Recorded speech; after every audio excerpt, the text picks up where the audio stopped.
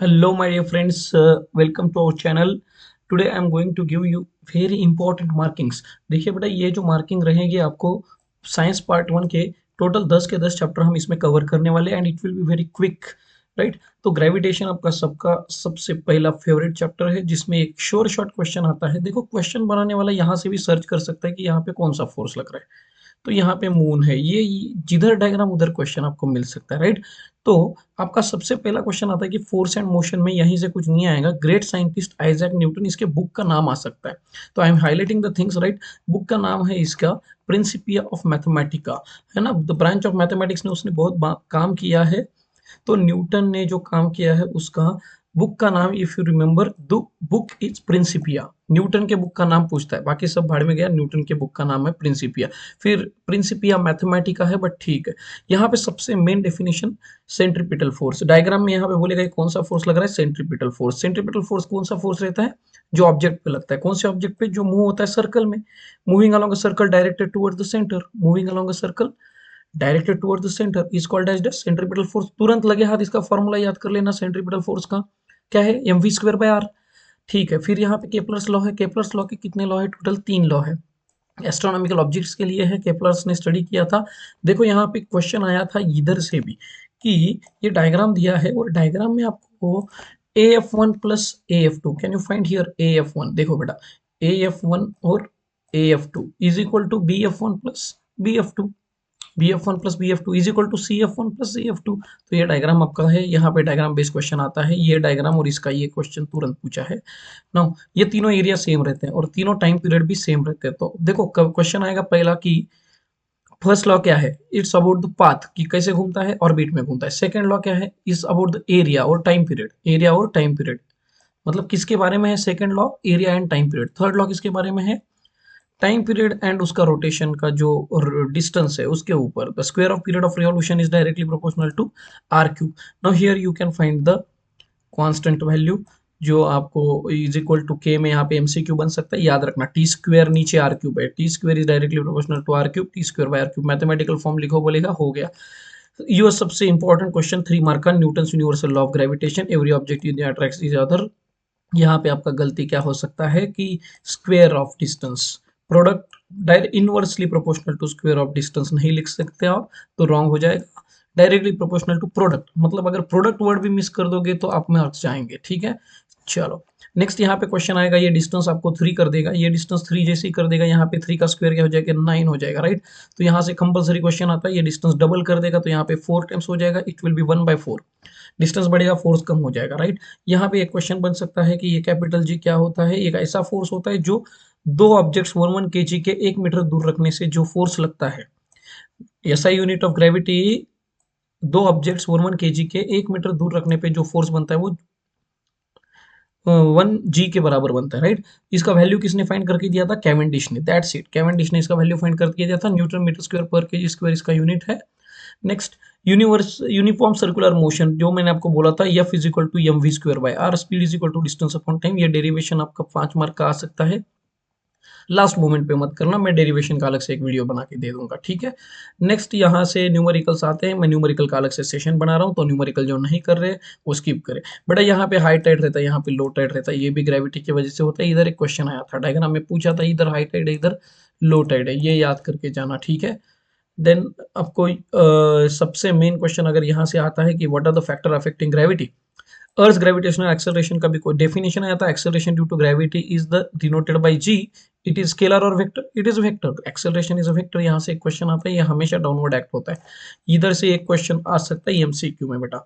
Now ये derivation बहुत rare case में पूछा है, ये डेरिवेशन 3 मार्क का होता है। यहाँ पे आपकी वैल्यू फाइंड करने का डेरिवेशन है, एक बार देख लेना, राइट। सबसे इंपॉर्टेंट, वेरिएशन ऑफ जी। जी 3 तरीके से वेरी करता है। देखो तीनों तरीके से जब जी वेरी करता है तो वो डिक्रीजेस ही लिखना। पहला है जी वेरी करता है with the, along with the surface. Surface में बल्ज कहाँ पे है, बोलेगा रोटेशन पे, तो इक्वेटर पे। फ्लैट कहाँ पे है, पोल पे। इक्वेटर की वैल्यू कितनी है और पोल की कितनी वैल्यू है, याद करना। विथ हाइट, जैसे जैसे ऊपर जाओगे ग्रेविटी कम होगा, डिक्रीजेस, ग्रेविटी डिक्रीजेस। देन यहाँ पे ये नंबर याद करने की जरूरत नहीं है। फिर भी आप एक बार स्कैन कर लो। डेप्थ देखो, जैसे जैसे डी जाएंगे वैसे वैसे ग्रेविटी कम ही होगा, आपको डिक्रीजेस वर्ड ही मिलेगा। एक सरफेस से भी डिक्रीज होगा, हाइट से भी डिक्रीज होगा, डेप्थ से भी डिक्रीज ही होगा।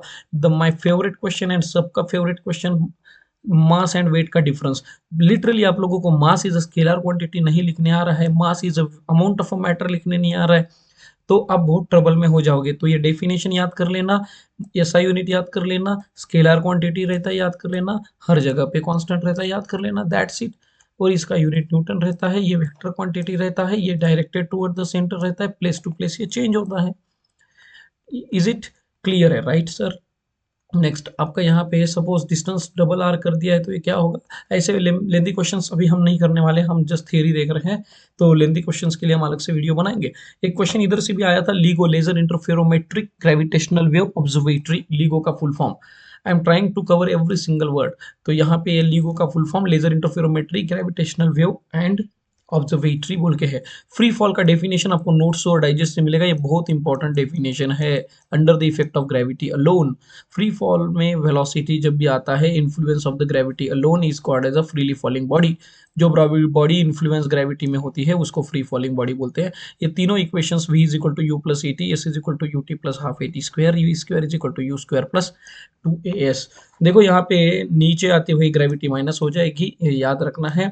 मून और आर्टिफिशियल सैटेलाइट ये हमें ग्रेविटी की वजह से आ रहे हैं, तो आपको ये भी यहाँ पे they are in the free fall. Exam पे बोलेगा moon and artificial satellite moving only under gravity, मतलब सिर्फ ग्रेविटी से अगर वो घूम कर रहे हैं तो वो उसमें है, वो फ्री फॉल में। एक डेफिनेशन, एक एग्जांपल दो बोले तो लिख सकते हैं, ठीक है।